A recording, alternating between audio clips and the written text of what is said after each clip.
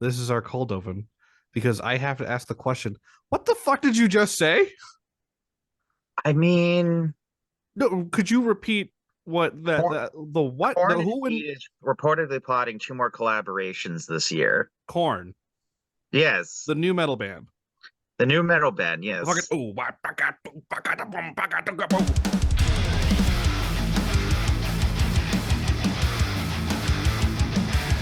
It every time I hear it, it makes me think of like just a big, fat like snake. lay everything out like a cake or like an onion or like an ogre. I wouldn't want to be that guy, would you?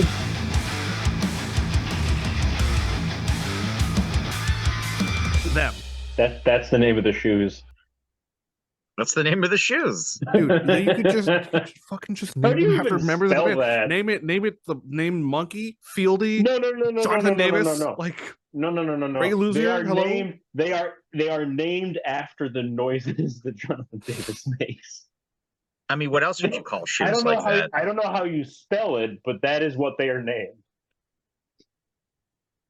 All right, so that was strange. What happened? In the middle of talking about corn, an earthquake started happening in New Jersey, and it just scared the shit out of Manuel and I.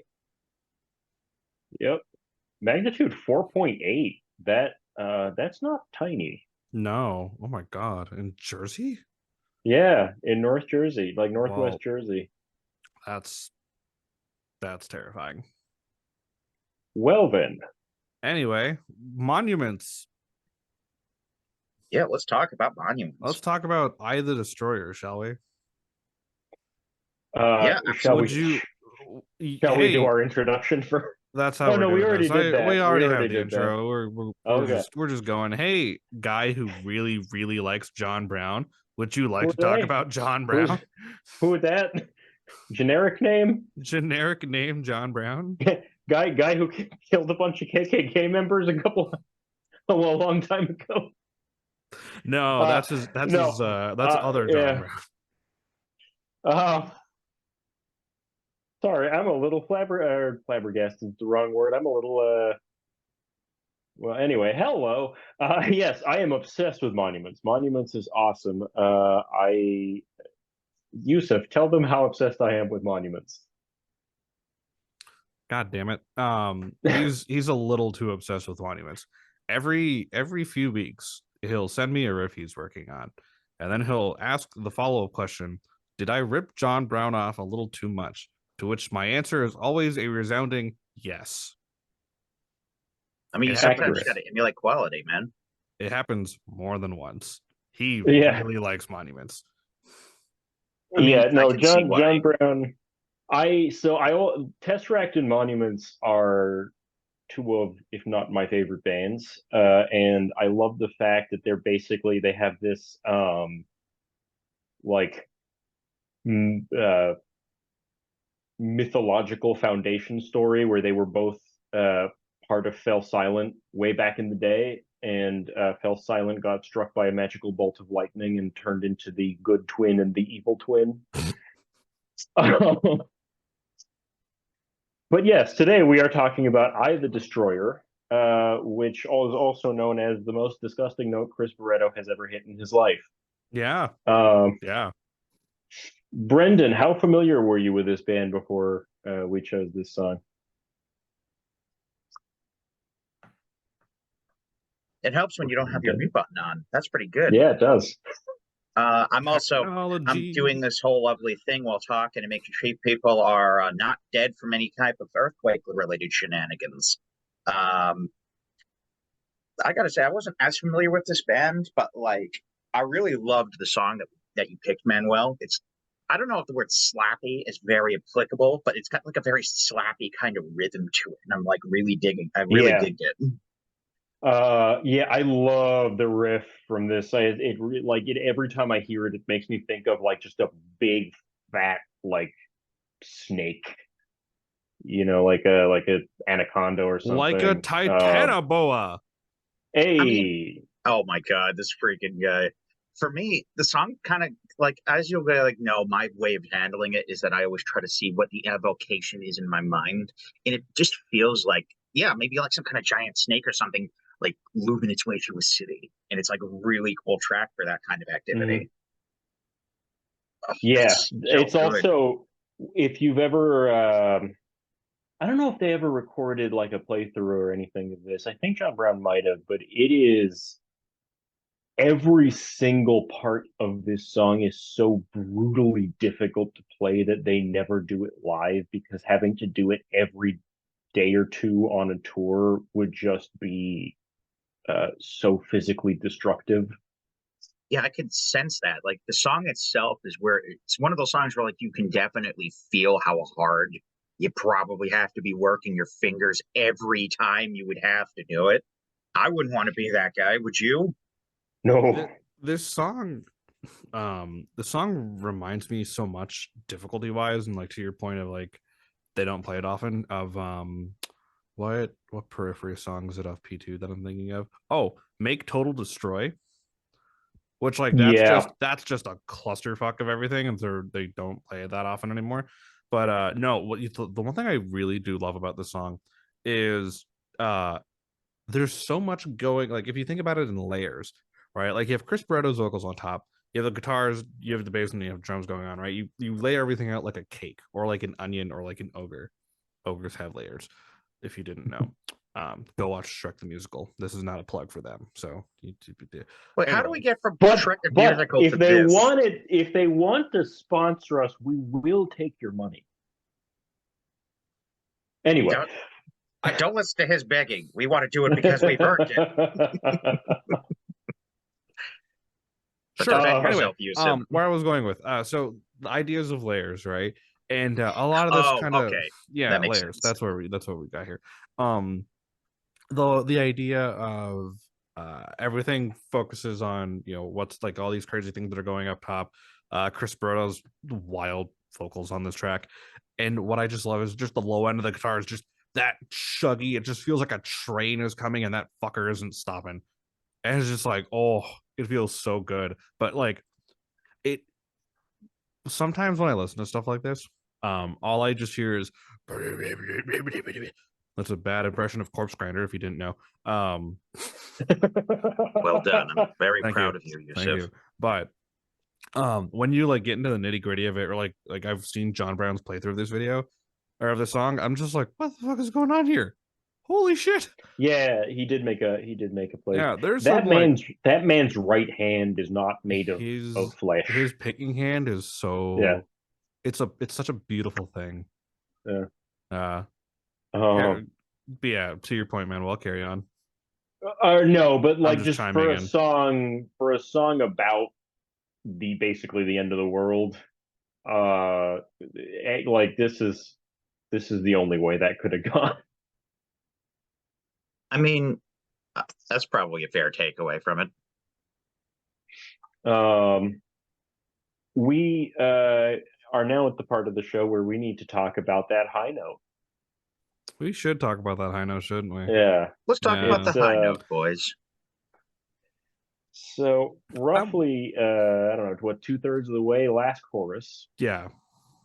Chris Barretto does a thing that terrifies me to this day. Where not only does he hit a high F sharp, but he grabs that high F sharp by the throat and starts shaking it around. And it's a little bit frightening. What scares me about that moment is it's kind of out of place, but it also isn't.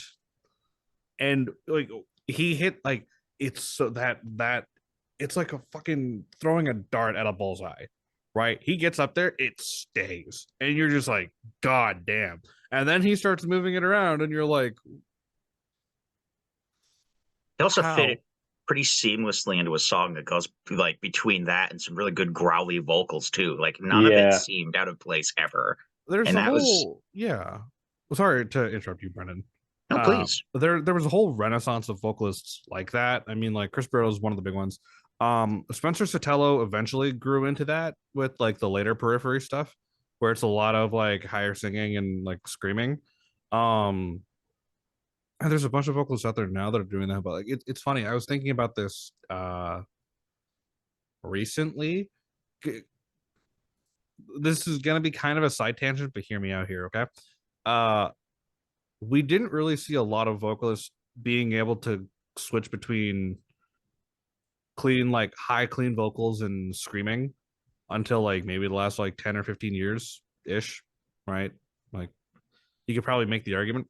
Where I'm going with this though is whenever I hear like Spencer Satello or I hear, you know, Barretto or like any of these other vocalists, um, I like to think that a lot of these guys took a lot of influence from the likes of like Chester Bennington from Linkin Park, because that was just like, you know, he's got that high register, which is like super super clean. His mid register is obviously like his normal singing voice, which is like very very good.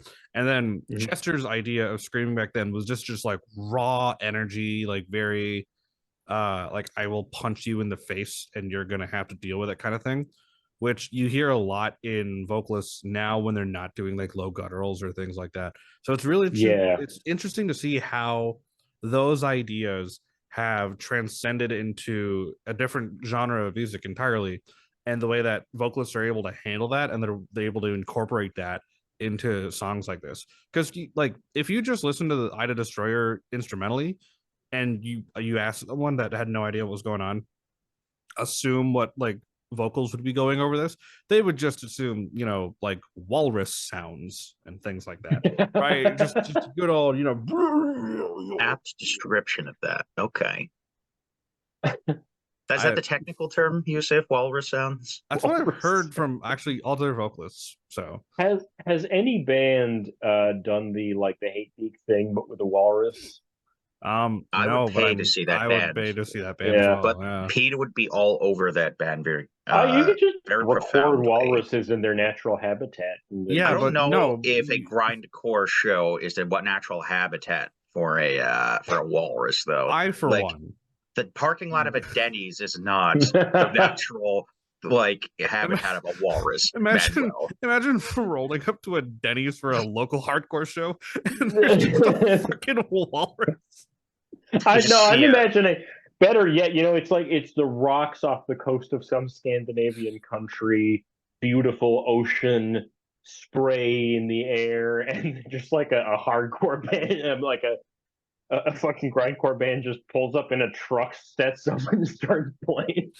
Well, hold on. If we're going to the cliffs of Norway and everything and the fjords, are we suggesting, Manuel, that there needs to be corpse paint for walruses?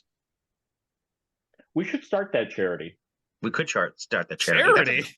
That's a nonprofit. Yes. That's not a charity. Walruses don't need corpse paint. It's just a luxury item for their sea life. Which could be Airborne. Oh my God. Podcast name reference. Okay, Can we get back to talking about Ida the Destroyer? Back to the Ida the Destroyer. I actually, at some point, would really just regarding what you were saying, would really like to talk about one of the newer Monument songs with Andy Cizek, because I feel that Andy Cizek took that attitude even further, where he's one of the very few singers who I can actually basically understand everything he says when he's screaming. Yeah. Which is very, very cool. And I had an amazing experience a couple years ago. I went to see Monuments in New York, and New York just happens to be where Chris Barretto is from. Yeah. So I kept seeing this tall guy with a fro wandering around. I'm like, is that Chris Barretto? And it was. And he jumped on stage and he started singing with them. And it was awesome. You're making him like sound like some kind of cryptid where like you're just out and about and you have sight. If you see him walking around, you would think that.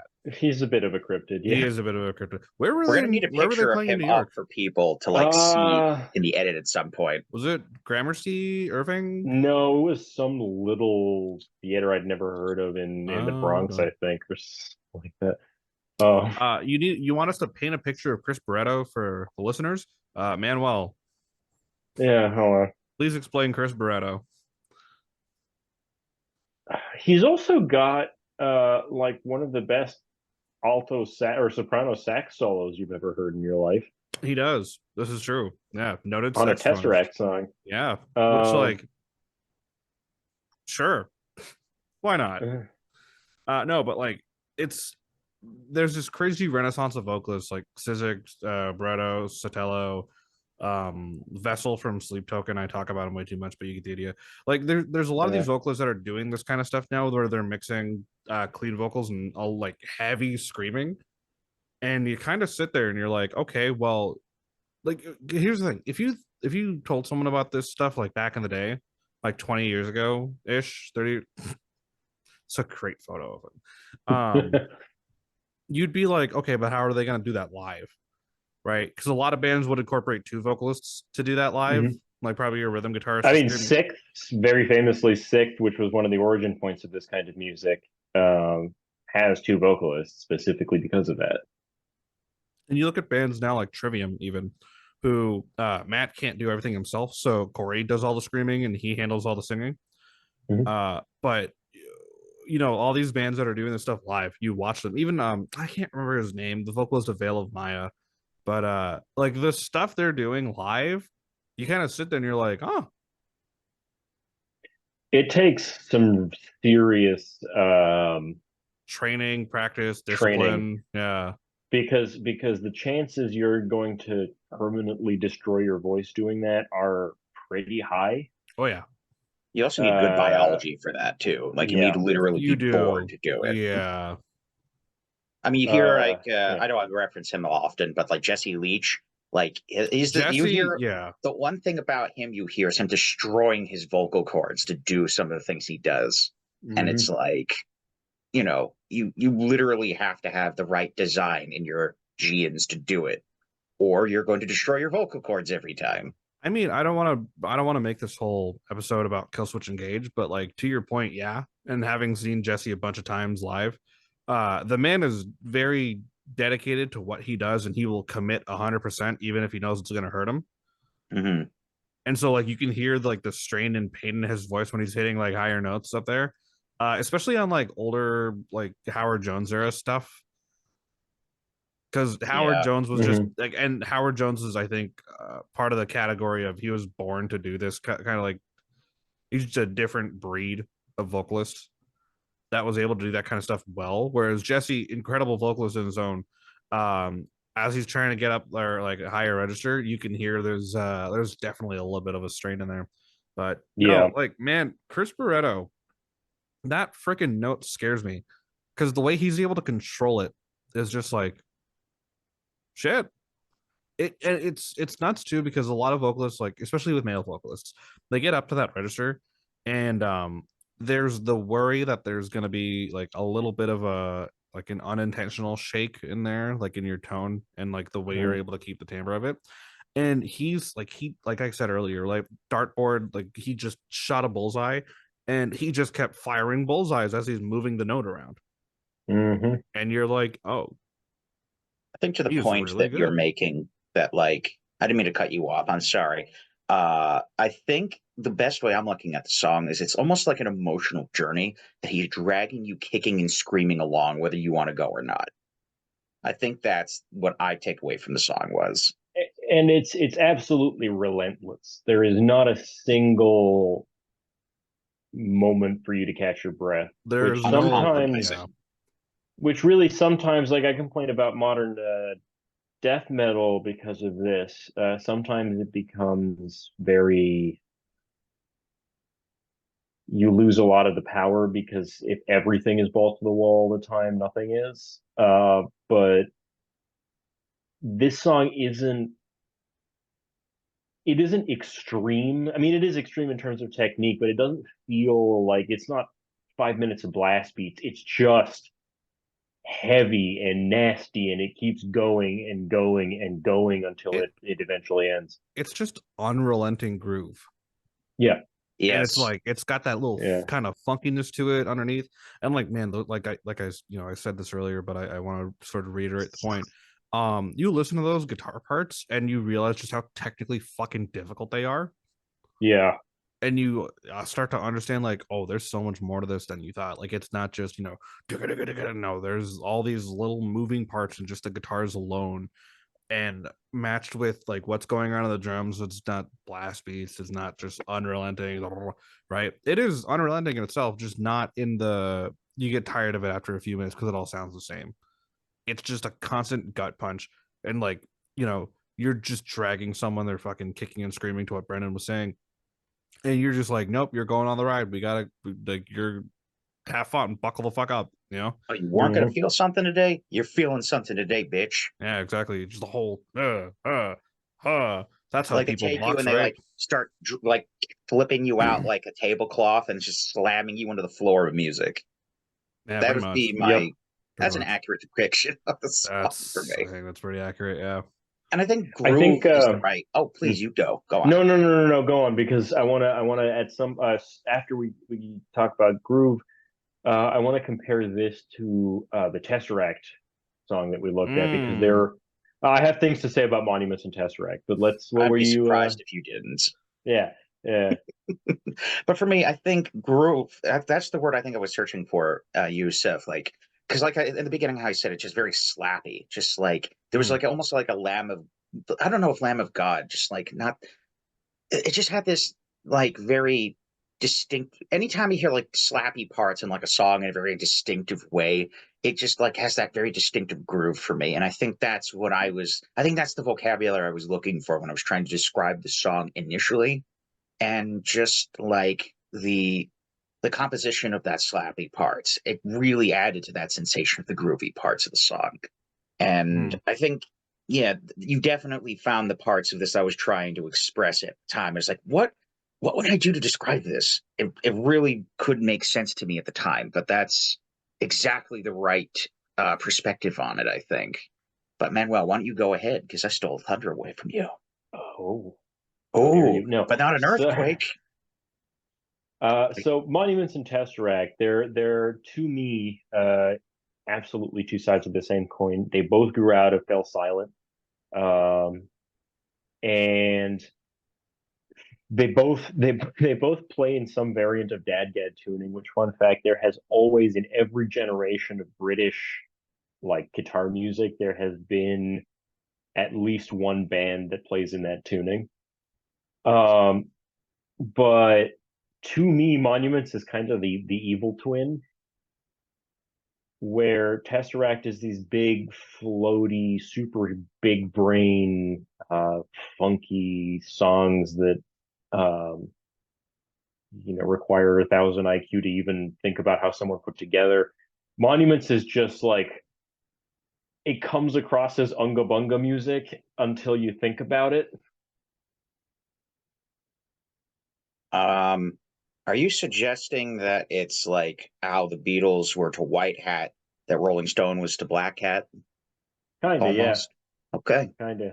I can see that. I can see that analogy.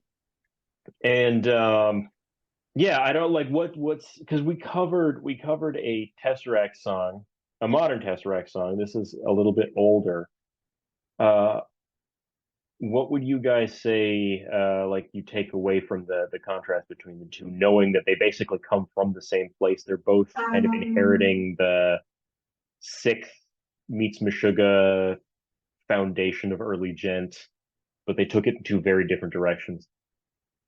I can see what you're saying because, Tesseract, I don't know if floral would be the right way to describe Tesseract, but that's the way I'm going to choose to do it. It has more of a ephemeral quality where this particular band, on the other hand, shit was heavy.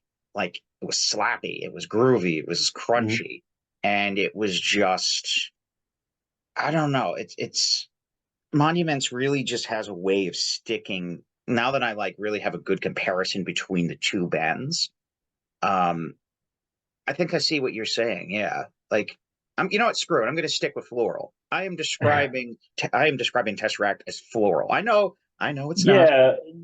Well, no, Tesseract is a like a delicate flower. Monuments feels like one of those big fat cactuses, you know? That's the baseball Dennis the Menace threw into Mr. Yeah. Wilson's Yeah, I petunias. think to your point about floral, right? Like, yeah, Tesseract feels like the way Tesseract writes and the way they're all incredible musicians in the band as well. The way their music sort of functions, the way I think about it, I've been saying the way too much anyway, but the way I sort of see it is, there it is again. It's like a flower that's, starting from a seed and then blooming out into something eventually. We don't know what kind of flower it could be. You never know. And you're like, oh, that's very pretty. And then Monuments is just like, all right, Venus flytrap. Yeah. Where did it come from? Who gives a shit? Here to, it is. To me, enjoy. what I suspect it is actually is that Tesseract took a lot from especially Pink Floyd, but just a lot of that very spacey British prog from the before times. Whereas Monuments took a lot more from American metalcore. And and you can hear that especially in their newer stuff. It's very much a friend of mine described it as a metalcore band that took up veganism and went to college. I don't want to disagree with you, but I don't either. want to disagree with you. No. I'm so mad at you right now. Yusuf and I are in a band with this person. Yeah, we are. Yeah, we are. Come get him to hang out with us. You know what to do. That you don't want. You trust me. You don't want. You don't want that happening. No, that's here's Brendan. Can I ask you a question? You could always ask me a question, Yusuf.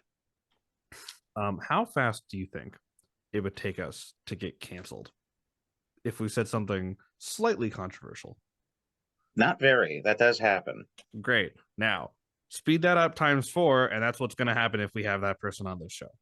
Oh, okay, cool. Yeah. You are okay. I'm with you on that one. All right, there we go. Anyway, but yeah, he.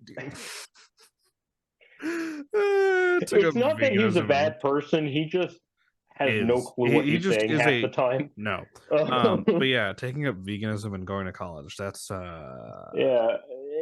So on that note, that's kind of what I have to say about this song. It is just a exquisitely crafted sledgehammer to the face, and my God, that note.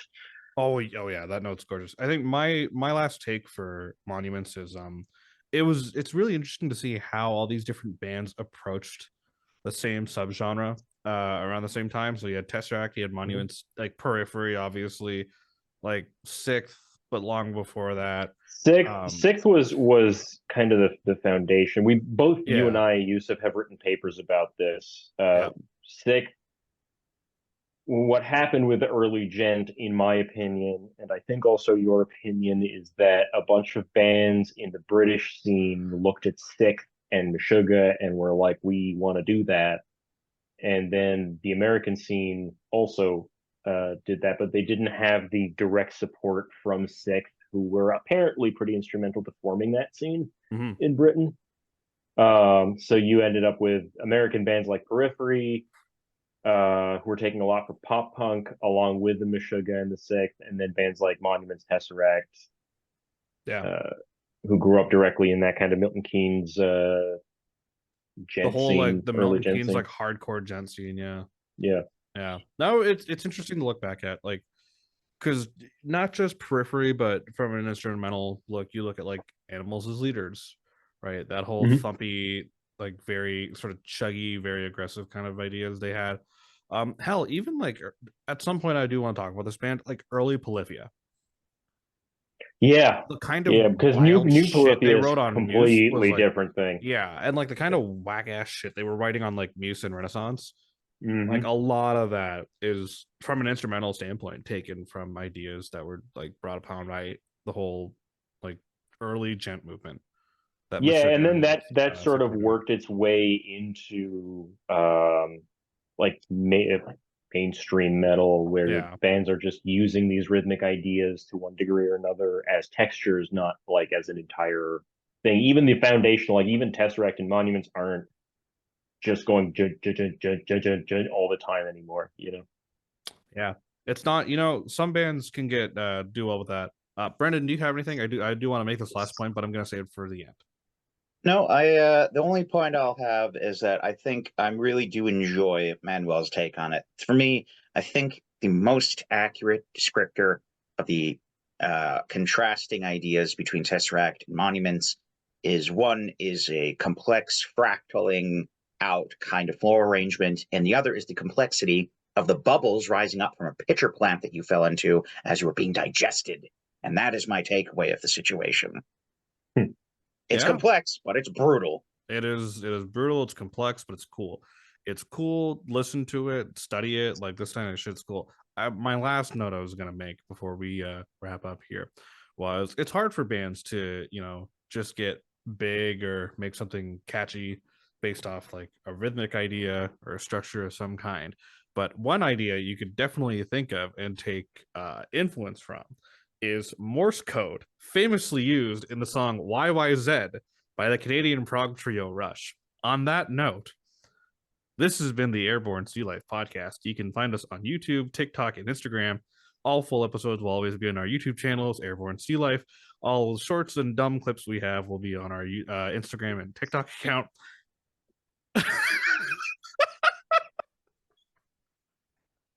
It do be that way. I'm sorry, I couldn't do it. I couldn't do it. Yeah, go check us out on the social media. Have nice things. Brendan, where else can they find us? That's pretty much it. That's you it. can find us all there. We're still building up. There are probably going to be some podcasty distribution things that we're going to do soon, but we'll figure that out. We're working on things. We're growing as we go.